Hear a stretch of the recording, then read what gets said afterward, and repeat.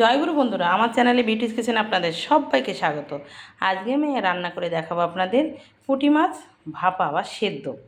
এই পুঁটি মাছটা দেখুন, এই যে জ্যান্ত, একদম জ্যান্ত জ্যান্ত পুঁটি নিয়েছি। এর ভিতরে কিন্তু ডিম ভর্তি আছে। পুঁটি মাছের সাইজটাও দেখুন, সুন্দর একদম। এটাকে আমরা করে পুঁটি বলি।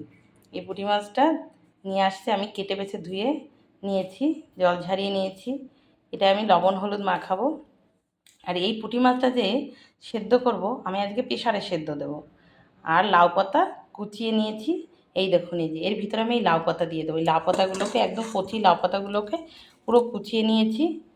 এটাকে আমি মশলা মাখবো। এতে যে উপকরণগুলো দেবো সেগুলো হচ্ছে জিরে বাটা আর লঙ্কা বাটা। শিলে আমি জিরে লঙ্কাটা বেটে নিয়েছি সুন্দর করে মিহি করে। যত মিহি মশলা বাটা হবে ততটা কিন্তু স্বাদ হয়, তরকারি হোক, ভাপা হোক, আর পাতায় ভাজা হোক। এবার এই পুঁটিটায় হাফ মশলা মাখাবো, আর লাউ পাতাটায় হাফ মশলা মাখাবো। মেখে তারপরে আমি বসিয়ে দেবো। আমি এবার দিয়ে দেবো লবণ, দেব হলুদ,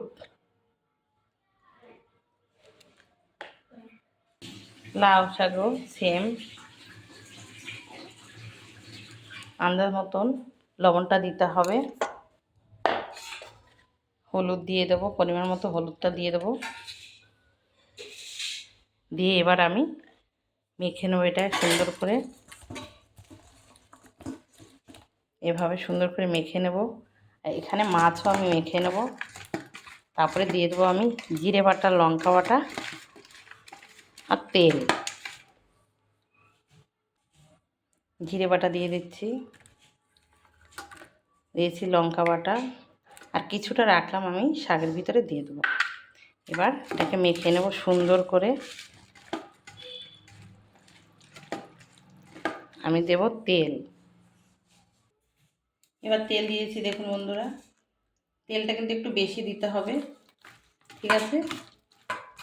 এভাবে তেল দিয়ে সুন্দর করে দেখুন, আর একটু তেল দিয়ে দেবো। এবার এই যে দেখুন, এভাবে সুন্দর করে মাছটাকে কিন্তু মাখতে হবে। যে মাছই আপনারা সিদ্ধ দেন, ভাপা খান, যাই করেন, এভাবে কিন্তু মেখে নিতে হবে। মাছের গায়ে সুন্দর করে মশলাটা দেখুন একদম মেখে কি সুন্দর হয়েছে।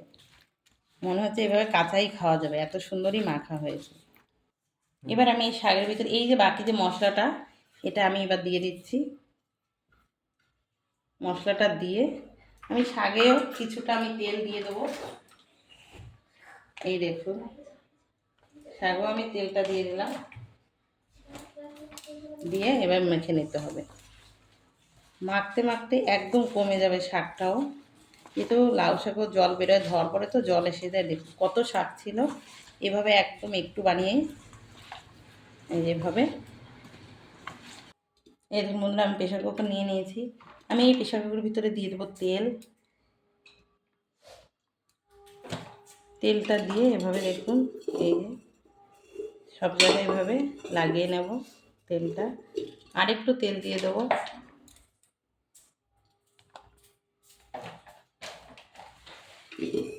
সুন্দর করে এভাবে লাগিয়ে নিয়ে এবার আমি দিয়ে দেবো লাউ শাক। কিছুটা লাউ শাক এভাবে দিয়ে দিতে হবে। দিয়ে এবার মাছ দিয়ে দেবো। দেখুন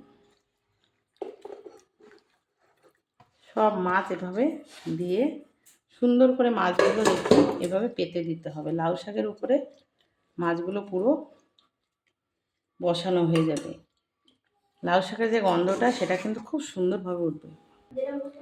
দেখুন বন্ধুরা, এই যে মাছ দিয়েছি, মাছের উপর এই যে শাকগুলো আছে, এই শাকটা আবার সুন্দর করে মাছের উপরে মাছটা আমাকে পুরো চাপা দিয়ে দেবো। তাহলে কি হবে, কোনো কিন্তু জল দেওয়া লাগবে না, এমনিতেই জল বেরিয়ে যাবে। মাছটা চাপা পড়লেও পুরো পাতার গন্ধটা উঠবে মাছে, খুব সুন্দর হবে, যেমন আমরা বান্ডিল করে দিই। এবার আমি এটাকে ঢেকে দেবো, কিন্তু সিটি দেওয়া যাবে না, ঠিক আছে? সিটিটা এভাবে খুলে দেবো। এভাবে গ্যাসে বসিয়ে দিয়ে গ্যাসের জাল একদম কম দিতে হবে, পুরো একদম আস্তে দিতে হবে। জলও বেরিয়ে যাবে, সিদ্ধ হয়ে যাবে, কিন্তু সিটি পড়লে চলবে না। এভাবে এবার রেখে দেবো। এই বন্ধুরা দেখুন, এই দেখুন বন্ধুরা, এখানে দেখেছেন হয়ে গেছে। এবার নামিয়ে নেবো আমি। এই একবারই ঢাকা খুললাম। একটু সময় প্রেশারে এইভাবে রেখে দেবো, তাহলে সুন্দর সেন্টার ভিতরে বসবে। আমি প্রেশার থেকে এখন নামাচ্ছি না। এভাবে কিন্তু আপনারা লাউ পাতায় প্রেশারে দিয়ে ভাপা করে খেয়ে দেখবেন, খেতে কিন্তু ভীষণ ভালো লাগবে। খেতে হয়ে গেছে দেখুন। আমার এই রেসিপিটা যদি ভালো লেগে থাকে তাহলে please please please like share comment করতে কিন্তু ভুল করবেন না, সাবস্ক্রাইবটা করে দেবেন। জয় গুরু।